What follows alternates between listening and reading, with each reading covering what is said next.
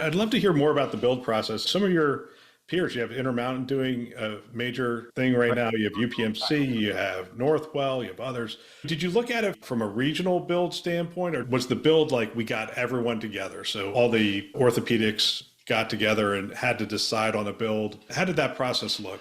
We decided that we'd get all the orthopedics together and decide on a build, right? So there are what we'll call standards and there are variations that we've allowed purposefully. So, for example, we have some hospitals that are 1,000 beds and we have some hospitals that are 100 beds. And those are not the same, right? How you treat an admission, how you set up some of the order sets can vary very purposefully. So, we do have areas where we say this is the set of orderables for this particular area, hospital, or region. But for the most part, we're saying, no, this is how we treat this population of patients, and this is our protocol, how we operate in the Corewell Health way. And so we've got service line teams that got together and decided on those standards. Some areas much more effectively than others. Some still have a little bit of those challenges that we're going to see manifest themselves. And sometimes it's devil in the details where, well, we thought we agreed on this, but then once we see it in real life, it feels a little different. We need to talk about whether that's as effective as we thought it was, or maybe it was more efficient in this different way. So there's probably a million of those little things that'll come after you go live. So the key is to get live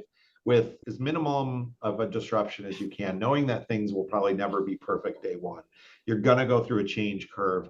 But if you can then say, now let's all together look at the best way to do this going forward, that lifts all boats, right? We get the best practices in place. We have a lower cost of ownerships. We have training. We have a whole bunch of benefits. But boy, this is healthcare, and it's a hard thing to do at the scale we're talking about, right? We're talking about 22 hospitals all on the same thing, and some large ones amongst them, 60 plus thousand employees, all really using the same configuration, the same build, the same workflows. And so lots of change management, lots of us being encouraging, working through this, but that's the world we're living in here.